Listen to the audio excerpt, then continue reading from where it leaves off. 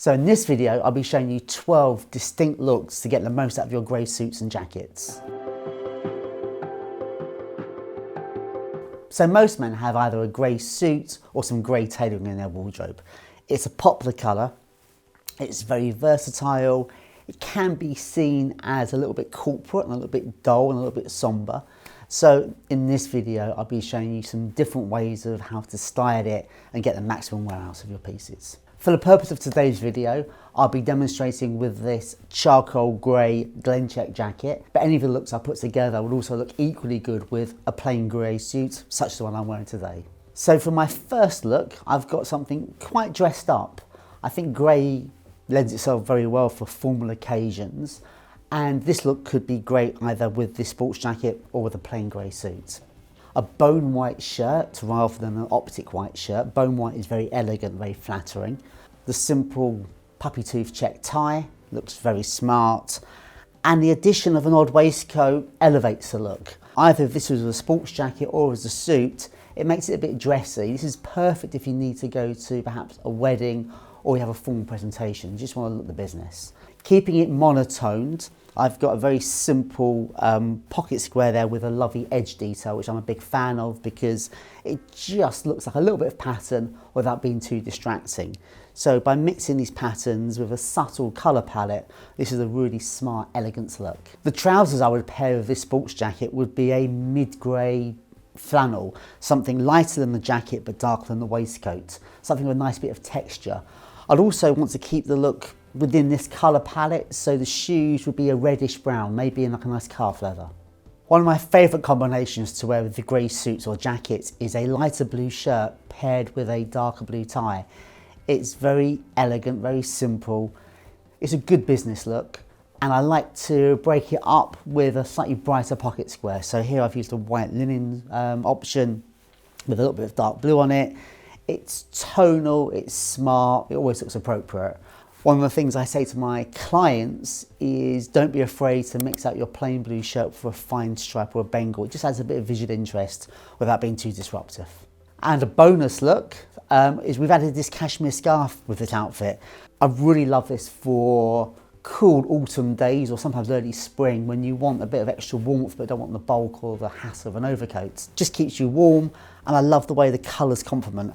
And because we've gone for a subtle shirt and a plain tie, the extra pattern isn't too jarring on the eye. So the grey Shantung is probably my favourite tie at the moment. It just goes with everything, every colour, and of course it goes great with grey. I've paired it here with a plain shirt and a different texture in the pocket square, so it's very subtle and very elegant. I love the brown tones coming through with it because it's quite a warm grey, and then to really make this look super sharp, I would wear it with some grey trousers and tobacco suede shoes. Here we have 4 different patterns and 3 colours. We've got the grey, the blue and the brown. It's a lovely combination, very rich. If you find this a bit much for you, you could easily substitute the jacket for something like I'm wearing, a plain grey, just to tone it down a little bit. But I do love brown and grey together. I often wear dark brown and dark suede shoes with my grey tailoring, and I love the combination of brown and grey. If you look at my suit, for example, I tend to put dark brown buttons on my grey suits other than dark grey or black. I really enjoy wearing burgundy ties with grey tailoring, like the one I'm wearing today. It always looks smart, particularly for the autumn months, and it's a classic combination. I'm wearing it with an ivory shirt, but here I've paired it with pink. Pinks and dark reds look so smart together, they're in the same colour family. And I've broken it up with a different shades in the pocket square, although you'll notice there's a tiny bit of pink in there for those that like to be a bit more matching. Love this look. Again, if you're a more conservative dresser, you might steer away using the pattern jacket and opting for a plain grey.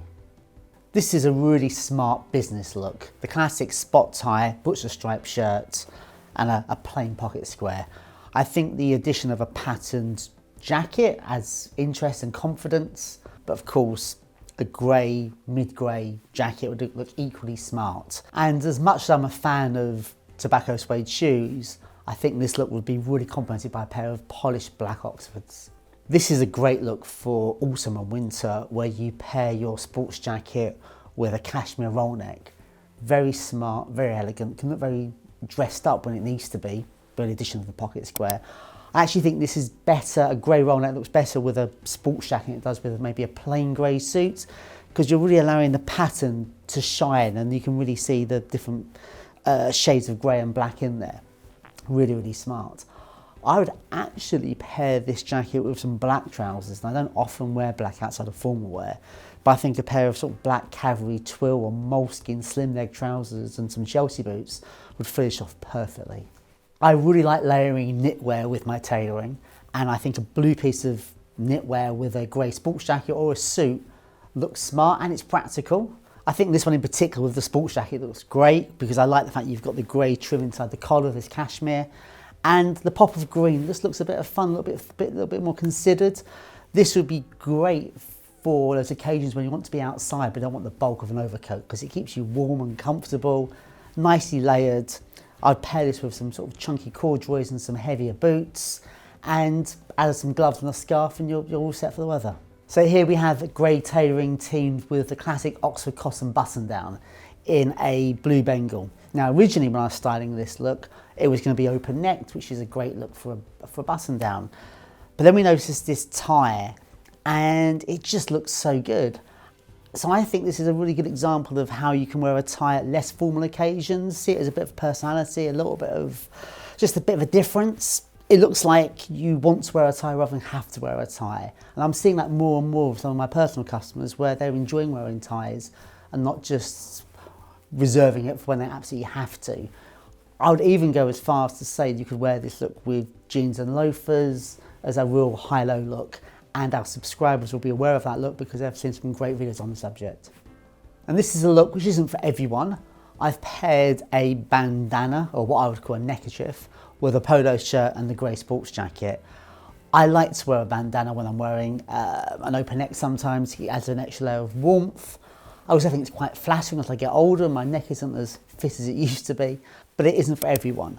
I do, however, prefer to wear a bandana with a polo shirt or knitwear than I do with a shirt. I find the shirt and bandana a little bit difficult to wear.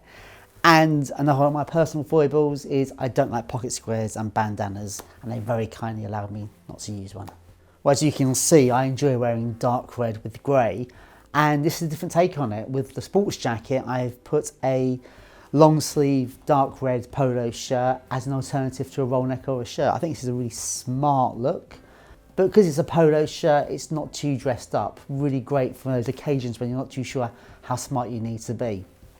The addition of the pocket square makes it a little bit more dressed up, but if you turned up to an occasion and you felt overdressed, you can always lose that.